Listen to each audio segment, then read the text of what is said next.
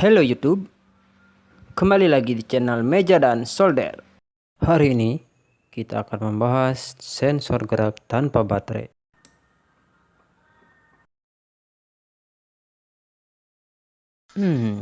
Kenapa sensornya lambat?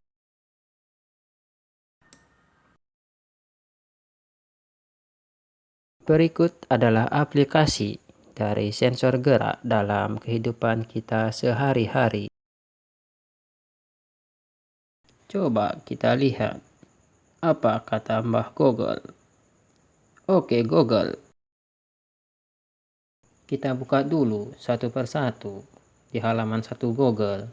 Waduh, banyak sekali informasinya. Kita percepat saja, oke?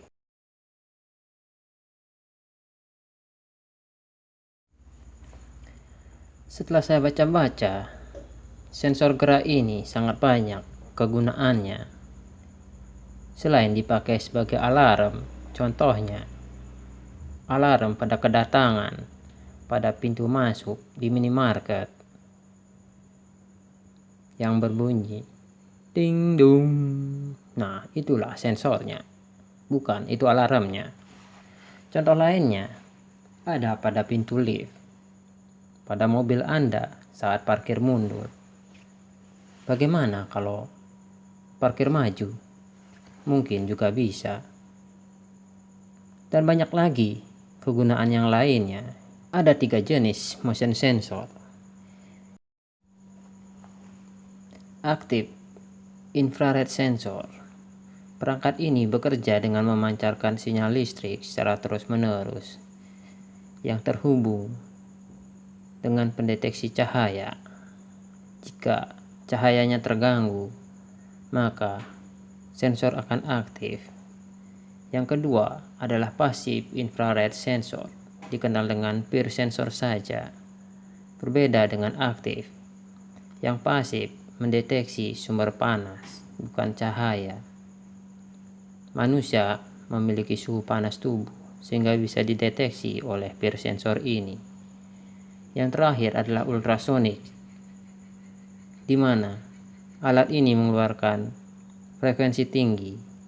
Jika frekuensinya memantul, maka sensor ini aktif. Ya, begitulah penjelasan singkatnya. Silahkan berselancar lagi di Mbah Google bila perlu.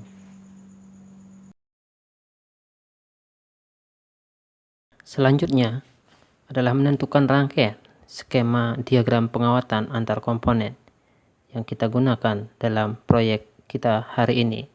Saya cari di Google saja, karena di sana banyak rangkaian bertebaran. Oke Google, tolong carikan peer sensor AC line circuit.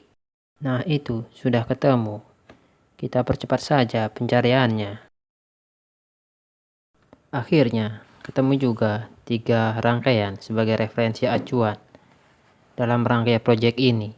Tapi, akan dipilih satu saja.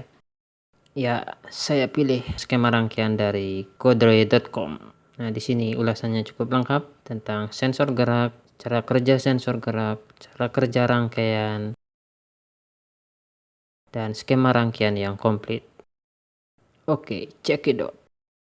Saya akan coba jelaskan sedikit bagaimana cara rangkaian dan apa fungsi tiap komponen dalam rangkaian tersebut. Perhatian, rangkaian ini menggunakan listrik langsung 220 volt AC. Harus ekstra hati-hati. Keselamatan pengendara yang lebih utama. Rangkaiannya sangat simpel. Menggunakan rangkaian transformerless untuk mengubah 220 volt menjadi 12 volt DC untuk mensuplai relay 12 volt. Nah, berikut adalah fungsi dari masing-masing komponen dalam rangkaian tersebut. Yang pertama, kapasitor yang nilainya 105 ke 250 volt dan resistor R1 820 kilo ohm dan R2 47 ohm yang fungsinya sebagai pembatas arus. Setelah itu D1 sampai D4 nanti kita ganti menjadi diode bridge. Fungsinya sebagai penyearah AC menjadi DC. Selanjutnya Dioda Zener digunakan sebagai regulator 12 volt karena Zenernya adalah 12 volt 1 watt.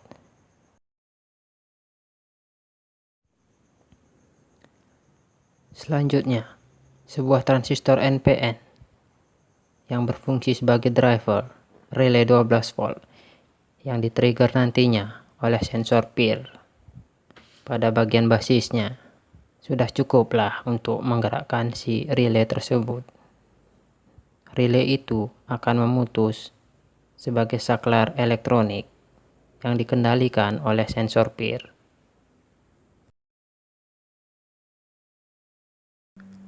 Untuk C4, R3, dan R4 yang merupakan komponen yang berfungsi sebagai peredam kontaktor pada relay, untuk sementara saya tidak pakai dulu, tapi jika Anda mau memakainya tidak akan ada masalah, malah lebih bagus.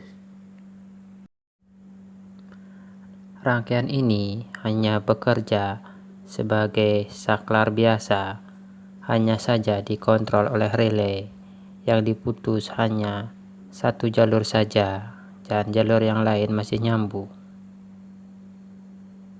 Selanjutnya adalah alat dan bahan yang merupakan komponen pendukung dari rangkaian ini.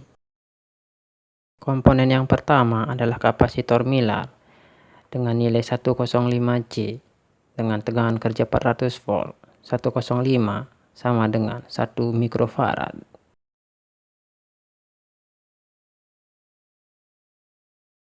Komponen kedua, kita menggunakan resistor setengah watt dengan nilai 100 kilo ohm.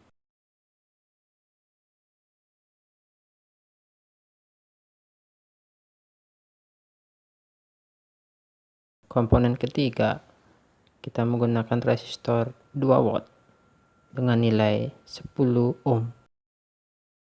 Komponen keempat adalah diode bridge pengganti dari 4 macam diode di rangkaian tadi. Cukuplah 1 ampere. Komponen kelima adalah dioda Zener 1 watt. Tampaknya kecil sekali.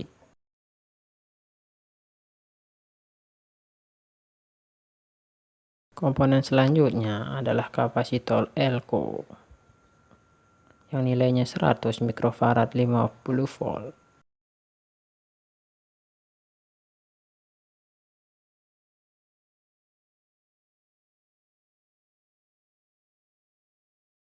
Ini adalah kapasitor filter 100 nanofarad.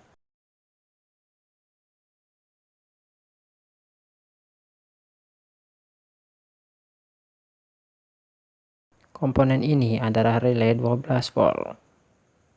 Sangat kecil tapi cukup mampu untuk memutus listrik PLN. Ini adalah dioda IN14007 yang digunakan pada relay.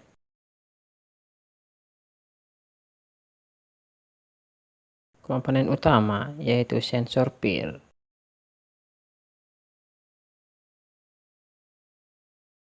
Komponen terakhir adalah transistor yang tipenya NPN yang digunakan untuk mendrive sebuah relay.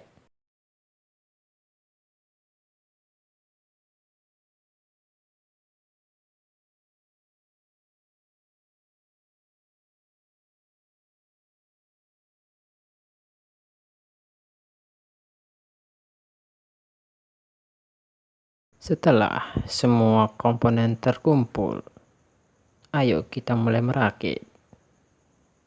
Mungkin butuh waktu berhari-hari dalam merakit bagi yang tidak bisa pegang solder. Tapi oke lah, kita akan percepat saja videonya ini karena saya juga agak lama merakitnya. Ayo kita menuju meja dan solder. Dalam merakit komponen elektronika perlunya kita mengerti dan paham bagaimana jalur skema rangkaian yang sudah kita bahas tadi. Mulailah merakit dari paling kiri, dari input sampai ke kanan, output. Hati-hati dalam merakit. karena solder itu panas. Jangan sampai dipegang.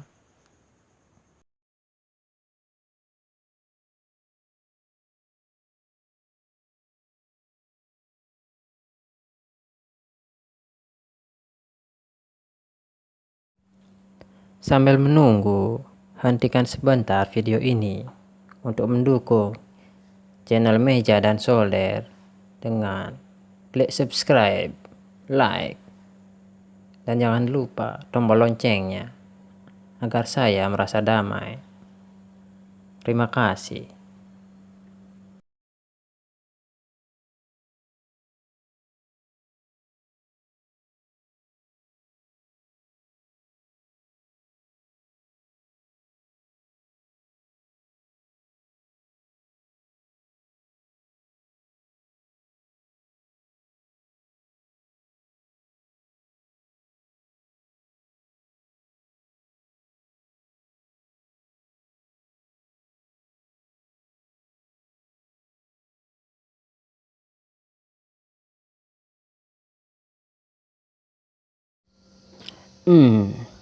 Rangkaiannya kelihatan kurang menarik kayaknya.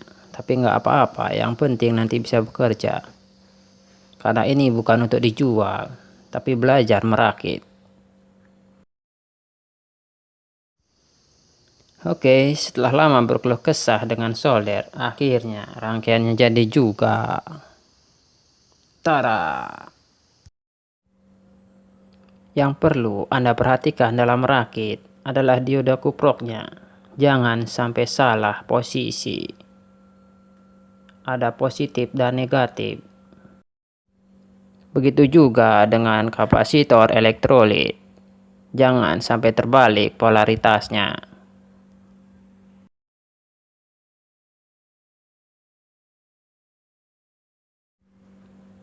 Perlu diperhatikan pada komponen peer sensor. Ada 3 pin yang menuju keluar, yaitu VCC, data, dan ground. Oke, mantap, sudah selesai. Tapi masih ada yang kurang, yaitu indikator LED agar kita tahu rangkaian sudah bekerja atau relay sudah bekerja atau belum. Kita akan tambahkan 1 buah LED yang kecil nggak apa-apa. Lampu LED ini hanya digunakan sebagai penanda bahwa kontaktor pada relay bekerja. Nantinya LED ini akan diganti dengan line AC. Saya merasa ragu tentang relaynya ini. Saya ukur dulu di mana dia NC dan NO-nya. NC itu adalah normally closed dan NO adalah normally open.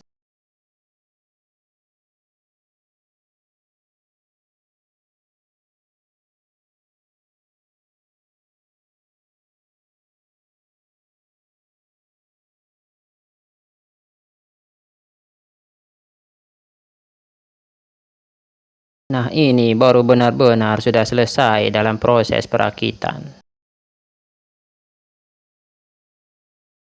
Pada tahap akhir, yaitu tahap uji coba, yang merupakan tahap paling mendebarkan, takutnya jeblok.